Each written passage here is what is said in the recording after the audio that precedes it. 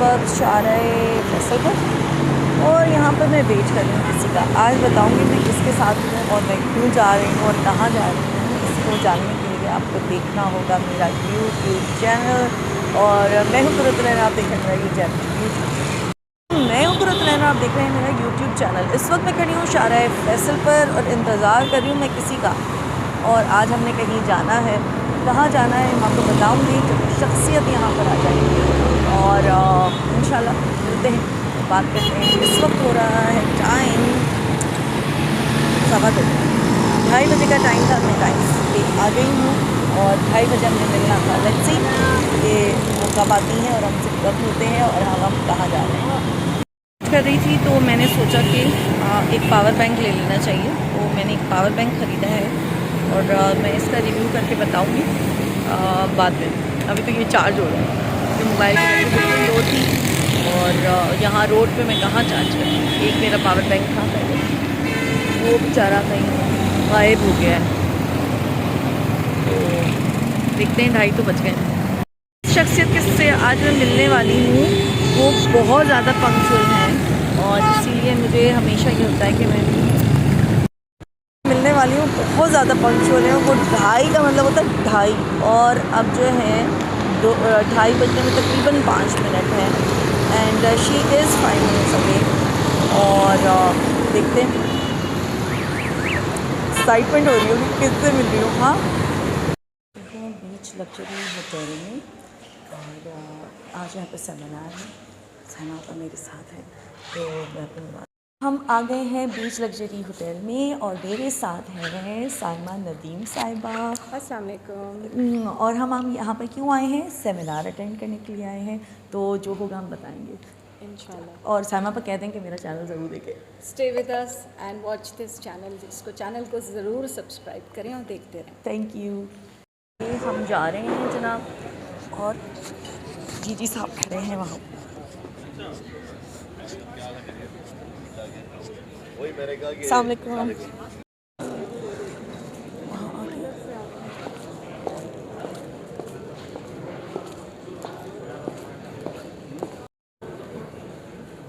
I will make a clip.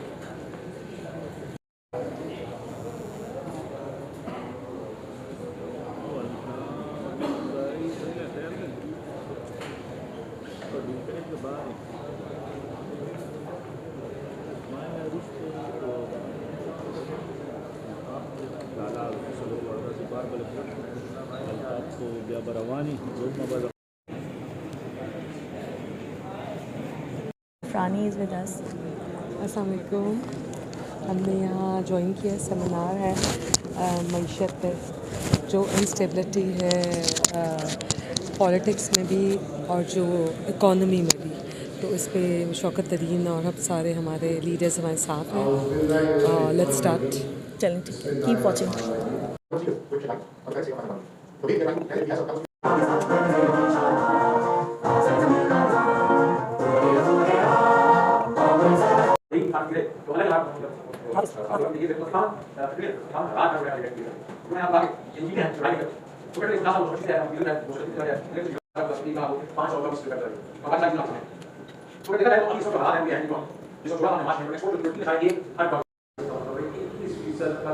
पिछले साल 45% मतलब बढ़ावा हुआ था, अब तो 25-21% कमी हो गई है।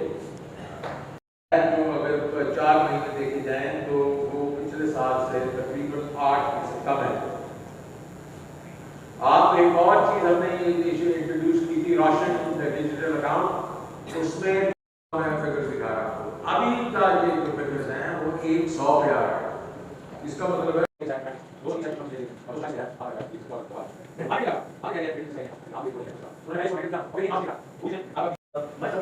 I want to know what the economics rate that debt is now imposing on the economy, in which ways is it going that way, and what are some things we can do to ease the pressure. And secondly, I want to look at how considerably very large financial sector is really falling quite short of the relative growth that we play, and why it remains a small sector with very little rate for what we can face. So as a little point, I think we're over the economic can't grow 5% for a time without talking about economic pressure, unless we have it last years, and so that is a joke to keep going back behind it. Those programs we spent a big part of the This is the all this is like this is the reason we are very much for to show the same things or more. Well, the fact is that we have industrial structure, lots of spaces, gas, some of these pieces. We feel If you look, this is from the IMF staff papers as of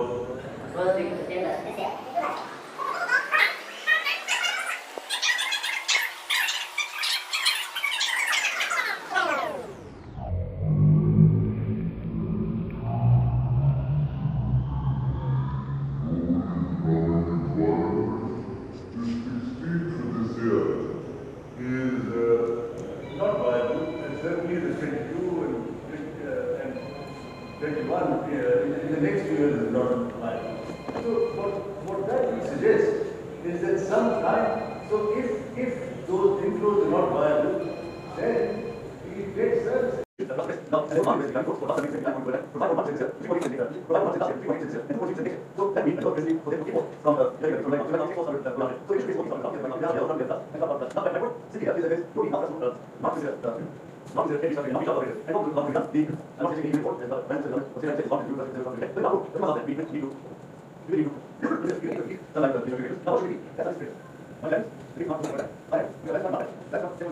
And squeezing resources out of our economy. And it's not just a situation which is unique to Pakistan. More developed countries, even developed countries, are facing a situation of rising cost of cultivation. When we have this absurdly cheap gas in Pakistan, and which is actually encouraging its wasteful or avoiding wasteful consumption across all sectors of the economy. The biggest waste actually being the residential sector, and that is actually reflected in the graph on the right side. If you work out the average total load of the economy, the amount of gas we require to per household will be about 55 cubic feet. You multiply by that by about 11.5 million subscribers, that was about 440, 450 million cubic feet per day. But the domestic sector is actually getting, during the summer months, about 650 million cubic feet per day is per household. Their gas is running because gas is so cheap. So they have to, so there's about 200 MCFT cubic feet of gas that we are supplying on top of the basic requirement of cooking for every household. And that's a huge number.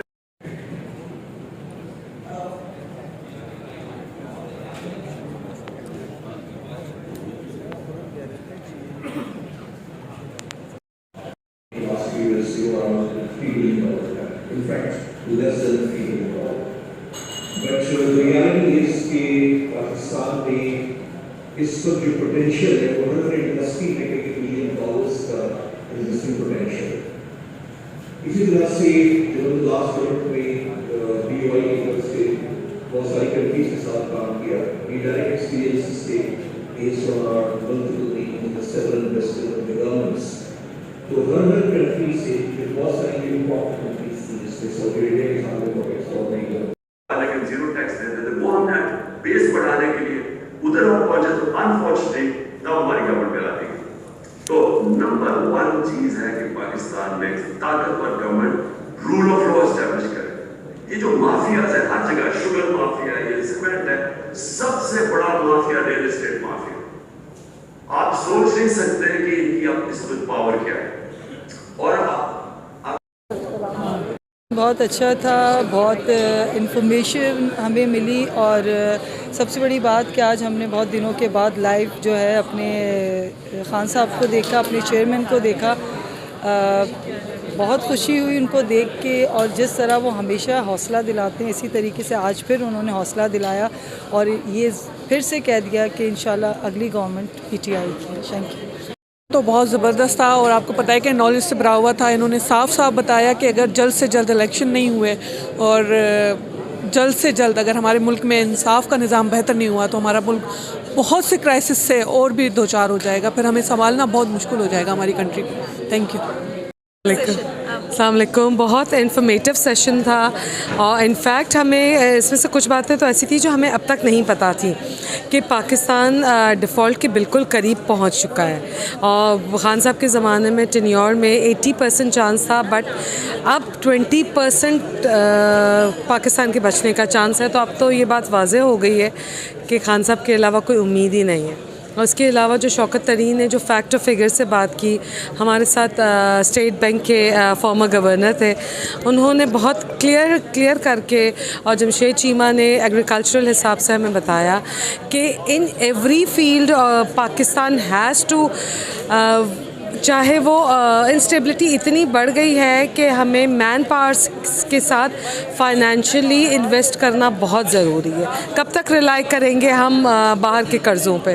तो इंशाल्लाह खान साहब आएंगे तो सब अच्छा हो जाएगा। मेरा चैनल ज़रूर लाइक करें, शेयर करें। Sure. How was the session? जी, बहुत ही एनलाइटनिंग सेशन था। ऑल्दो हम लोग कोई इकोनॉमिक एक्सपर्ट्स नहीं हैं, लेकिन फिर भी जिस तरीके से उन्होंने समझाया बहुत अच्छे तरीके से डिफरेंट सेक्टर्स को, एनर्जी सेक्टर को कवर किया गया, एग्रीकल्चर के ऊपर काफ़ी अच्छी डिटेल में पता चला।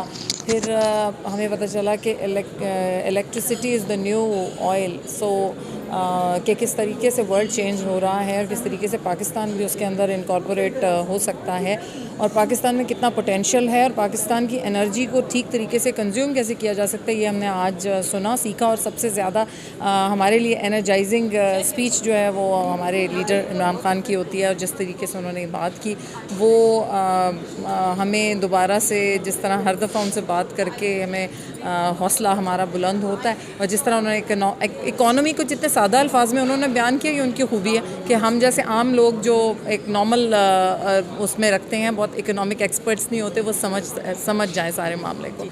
Thank you so much.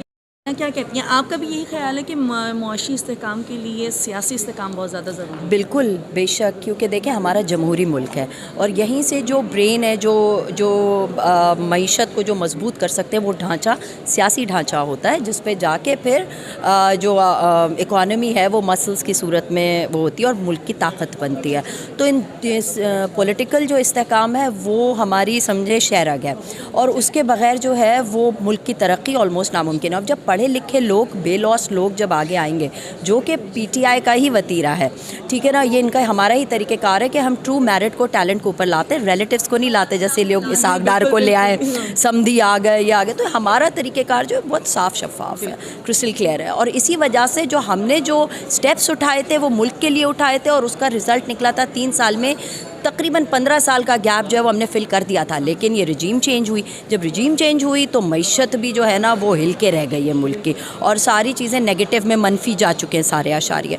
तो अब इट्स अबाउट टाइम कि आवाम जो है जल्द अज जल्द जो है इलेक्शंस के ऊपर जोर दे, इलेक्शन दे, और खान साहब भी हल है, और कोई हल नहीं है। शुक्रिया जी। सेशन बहुत अच्छा था। ओवरऑल जो शौकत तरीन ने जो पॉइंट्स रेज़ किए और जो उन्होंने हमें बताया कि हमारे दौरे हुकूमत में किस तरीके से हमारी एक्सपोर्ट, ओवरऑल सूरत हाल जो है हमारी मईशत की कैसी थी, उसके बाद मुज़म्मिल ने उसको बड़ा तरीके से डिफ़ाइन किया, और आखिर में खान साहब ने बड़ा तफसीलन बताया कि 3.5 सालों के अंदर हमें किन चीज़ों का सामना करना पड़ा। कोरोना आया, ओवरऑल हमारा मुल्क इस वक्त बहुत बुरी सूरत हाल में था, फिर हम किस तरह से IMF में गए। तो मैं ये समझता हूँ कि हर सरबरा, हर लीडर, उसकी एक बड़ी, मैं समझता हूँ कि एक बड़ी शान होती है कि वो अपनी गलतियों को भी एक्सेप्ट करे। उन्होंने बताया कि हमें कुछ एक्शन लेने चाहिए थे, कुछ मेजर्स हमने उस वक्त नहीं लिए, लेकिन अब हम समझते हैं कि हमें बड़े पैमाने पे इंशाल्लाह, क्योंकि ये तो हकीकत है कि जब भी इंतखाबात होंगे 2/3 अक्सरियत से PTI आएगी, खान साहब वज़ीर आज़म बनेंगे, और ख़ान साहब ने बता भी दिया कि अब हमें बहुत मेजर डिसीजन लेने पड़ेंगे, क्योंकि जब तक हम मेजर डिसीजन नहीं लेंगे, वो FBR के मामलात हों, ओवरऑल एक्सपोर्ट हो, इंपोर्ट हमें अपनी कम करनी पड़ेगी।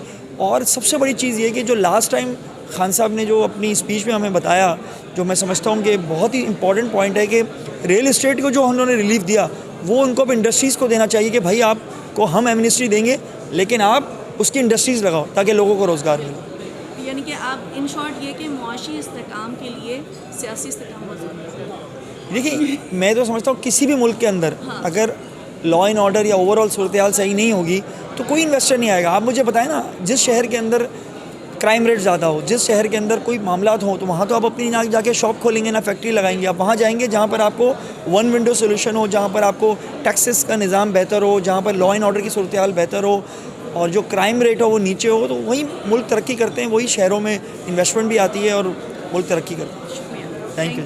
कहेंगे आप आज के सेशन के बारे में क्या हल दरियाफ्त किए हैं? अच्छा देखिए, बड़ा इंपॉर्टेंट आज का सेशन था और जो कि इकनॉमिक परफॉर्मेंस के ऊपर था। हम सब बहुत अच्छे तरीके से जानते हैं कि जब पाकिस्तान तहरीक इंसाफ का दौर था, इमरान खान का दौर था, तो प्राइम मिनिस्टर इमरान खान साहब की जो नंबर 1 प्रायोरिटी थी वो ये थी कि पाकिस्तान को माशी बुहरान से किस तरह बाहर निकालना है। ऑल्दो आपके सामने कि उसमें कोविड आ गया था, कोविड के होने के बावजूद इमरान खान साहब ने कुछ इनिशिएटिव्स ऐसे लिए थे जिससे पाकिस्तान बहुत आगे की तरफ गया था। पाकिस्तान के एक्सपोर्ट्स बढ़ गए थे, डॉलर कंट्रोल था, पाकिस्तान की इकॉनमी बेहतरी की तरफ जा रही थी, इंपोर्ट्स आपकी कंट्रोल थी, आपका स्टॉक एक्सचेंज जो है उसके अंदर जो है बूम था। So all together agriculture sector को मिला के पाकिस्तान बेहतरी की तरफ जा रहा था। लेकिन हमने देखा कि जैसे इंपोर्टेड हुकूमत आई, क्योंकि उनकी प्रायोरिटी जो थी वो पाकिस्तान को माशी तौर पर आगे ले जाना नहीं था, उनके अपने ज़ाती केसेस थे जो उन्होंने नैब के ज़रिए ख़त्म कराने थे, वो उन्होंने अपनी प्रायोरिटी रख के ज़रूर उसमें कामयाब हुए। लेकिन हमने देखा जो बेसिक इकनॉमिक हमारी जो चैलेंजेस थे वो हम उसमें पीछे आ गए, पाकिस्तान पीछे की तरफ चले गया और ज़ाहिर है कि जो एक करप्ट अनासर थे वो आगे की तरफ चल गया। एनीवेज़, सबसे मज़े की बात और इम्पॉर्टेंट बात यह है पूरे पाकिस्तान के लिए कि इस वक्त ज़ख्मी हालत के अंदर भी इमरान खान इस बात में फ़िक्रमंद हैं कि जब उनकी हुकूमत इंशाअल्लाह ताला आएगी फौरी तौर पर इलेक्शंस के बाद, तो उनकी जो मौजूदा टीम है वो क्या काम करेगी। मैं आज खराज तहसीन पेश करूँगा शौकत तरीन साहब को, मुज़म्मिल साहब को, कि उन्होंने बड़ा ज़बरदस्त इवेंट किया है और बेसिकली पूरे पाकिस्तान को ये मैसेज दिया कि कोई ये ना समझे कि इमरान खान सो रहे हैं, आराम कर रहे हैं। इमरान खान तैयारियां कर रहे हैं अपनी हुकूमत की। आते साथ आप देखेंगे कि जो हमारी इकनॉमिक टीम है वो काम करेगी, सारे प्लान्स बन चुके हैं किस तरह हैमर करना है, क्योंकि याद रखिए अब जब पाकिस्तान वापस इमरान खान लेंगे तो पहले से ज़्यादा बुरे हाल में लेंगे। ज़्यादा चैलेंजेस हैं, लेकिन as far as Imran Khan is there हम सबको यकीन है कि इंशाल्लाह कामयाबी ज़रूर होगी। सियासी इस्तेकाम बहुत ज़्यादा जी जी, डेफिनेटली मुआशी इस्तेकाम का हल भी Imran Khan. Definitely, thank you ji. Bilal भाई, कैसा था सेशन? जी, बिस्मिल्लाहिर्रहमानिर्रहीम। बहुत ही informative session, seminar on economy और चैलेंजेस और solutions, how to move ahead. इसमें एनर्जी के एक्सपर्ट, बैंकिंग सेक्टर के एक्सपर्ट्स और जो डिफरेंट फील्ड्स हैं, प्रोफेशनल्स थे, उन्होंने की प्रॉब्लम्स बताए पाकिस्तान के कि क्या पाकिस्तान के इकनॉमिक चैलेंजेस हैं और क्या प्रॉब्लम्स हैं। और जो बेस्ट चीज़ ये है कि आने वाला जो वक्त है उसके लिए हमारे पास क्या सॉल्यूशंस है। तो इंशाअल्लाह ताला जब हमारी हुकूमत बहुत जल्द आने वाली है पाकिस्तान तहरीक इंसाफ की, तो वी आर फुली प्रिपेयर्ड और ये जो सॉल्यूशंस दिए गए हैं उस पर इम्प्लीमेंट होगा और पाकिस्तान को इंशाअल्लाह ताला फिर से एक डेवलपिंग नेशन बनाएंगे। और अभी मैं ये समझता हूँ कि ये जो पॉलिटिकल और इकनॉमिक अनसर्टेनिटी है, इसकी वजह से मुल्क अफरा तफरी और इंतशार में फैला हुआ है और इसका वाहिद हल ये है कि फ़ौरन जनरल इलेक्शंस कॉल किए जाए।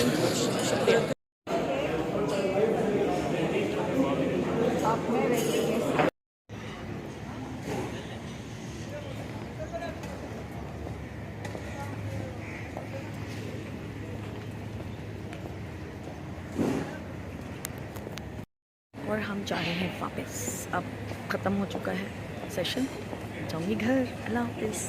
अब जो है हम लोग जा रहे हैं घर और सेशन बहुत अच्छा था, वेरी इन्फॉर्मेटिव एंड मीटिंग, और फिर